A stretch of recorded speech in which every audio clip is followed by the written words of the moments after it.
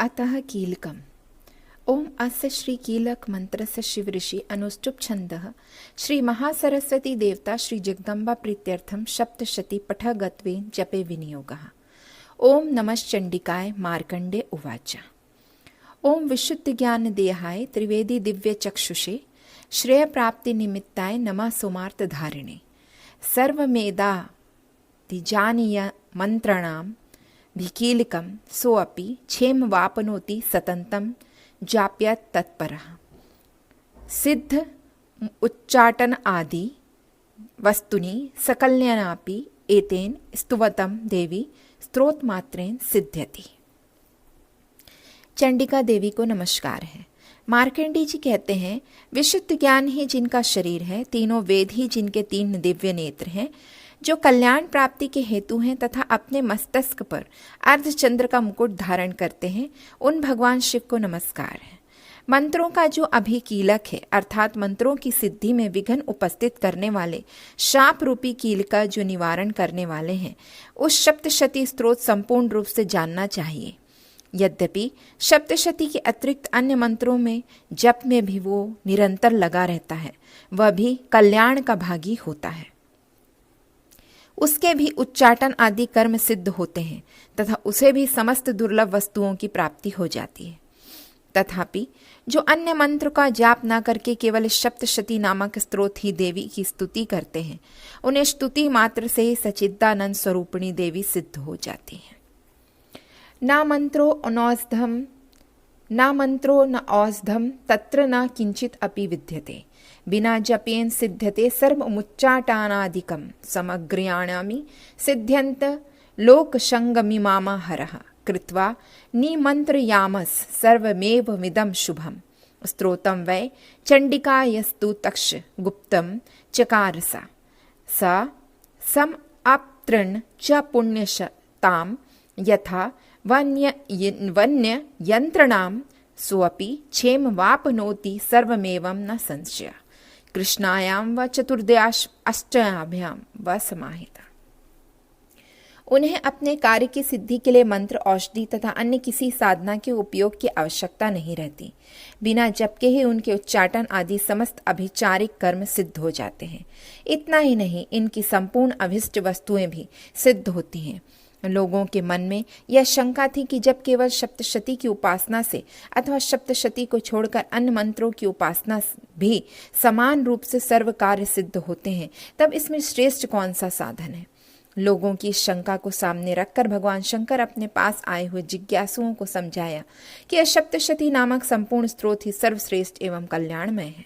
तदंतर भगवती चंडिका के सप्तशती नामक स्तोत्र को महादेवी जी ने गुप्त कर दिया। सप्तशती के पाठ से जो पुण्य प्राप्त होता है, उसकी कभी समाप्ति नहीं होती, किंतु अन्य मंत्रों के जप जन्य पुण्य की समाप्ति हो जाती है। अतः भगवान शिव ने अन्य मंत्रों की अपेक्षा जो सप्तशती की श्रेष्ठता का निर्णय किया है, उसे यथार्थ ही जानना चाहिए। अन्य मंत्रों का जप करने वाला पुरुष भी यदि सप्तशती के स्तोत्र और जप का अनुष्ठान कर ले, तो वह भी पूर्ण रूप से भी कल्याण का भागी होता है।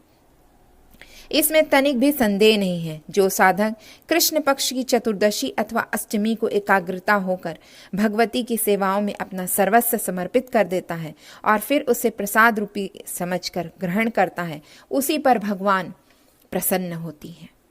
ददाति प्रतिगृहातां नान्यथेषा प्रसीदति इत्थं रूपेण कीलेन महादेवेन कीलितं यो निष्कीलां विधायानां नित्यं जप्ति संस्फुटम् सा सिद्धा सा गणा सोऽपि गन्धर्वो जायते नरा न चैव प्यातस्तस्तस्य भयं क्व वाह पिय जायते नाप मृत्युवशं याति मृत्यो मोक्षमाव युन्यात् ज्ञात्वा प्रारभ्य कुर्वित ना कुर्वाणो विनश्यति ततो ज्ञात्वेप संपन्नमिदं प्रारभ्यते बुद्धे। प्रसन्न होती हैं, अन्यथा उनकी प्रसन्नता नहीं प्राप्त होती। इस प्रकार सिद्धि के प्रतिबंध का रूप कील के द्वारा महादेव जी ने इस स्तोत्र को कीलक कर रखा है। जो पूर्वोक्त रीति से निष्कीलन करके इस सप्तशती स्तोत्र का प्रतिदिन स्पष्ट उच्चारण पूर्वक पाठ करता है, वह मनुष्य सिद्ध हो जाता है। वही देवी का पार्षद होता है, वही गंधर्व भी होता है। सर्वत्र विचरते रहने वाले भी इस संसार में उसे कहीं भी भय नहीं होता। वह अपमृत्यु के वश में नहीं पड़ता तथा देह त्यागने के अनंतर मोक्ष प्राप्त कर लेता है। अतः कील को जानकर उसका परिहार करके ही सप्तशती पाठ आरंभ करें। जो ऐसा नहीं करता उसका नाश हो जाता है। इसलिए कीलक और निष्कीलन ज्ञान प्राप्त करने पर ही यह स्तोत्र निर्देश होता है और विद्वान पुरुष इस निर्देश स्तोत्र ही पाठ आरंभ करते हैं। सौभाग्यादि च यत्किंचिता दृश्यते ललानजिने तत्सर्वं तत्प्रसादेन तेन जाप्यमिदं शुभम् शनैस्तु जाप्यमानस्मं स्तोत्रे संपत्तिरुच्यके भवेत्व समग्रयामि तत् प्रारभ्य तथा ऐश्वर्यत्य प्रसादेन सौभाग्य आरोग्य संपदा शत्रुहानि परमोक्षास्तुते साना की जने इति देव्य कीलक स्तोत्र संपूर्णम। स्त्रियां जो कुछ भी सौभाग्य आदि दृष्टिगोचर होता है वह सब देवी के प्रसाद का ही फल है। अतः इस कल्याण में स्तोत्र सदा जप करना चाहिए। इस स्तोत्र का मंद स्वर पाठ करने पर स्वल्प फल की प्राप्ति होती है और उच्च स्वर से पाठ करने पर पूर्ण फल की सिद्धि होती है। अतः उच्च स्वर से ही इसका पाठ आरंभ करना चाहिए। जिनके प्रसाद से ऐश्वर्य सौभाग्य आरोग्य संपत्ति शत्रुनाश तथा परम मोक्ष की भी सिद्धि होती है, उन कल्याणमयी जगदम्बा की स्तुति मनुष्य क्यों नहीं करते। बोलो माँ दुर्गा की जय।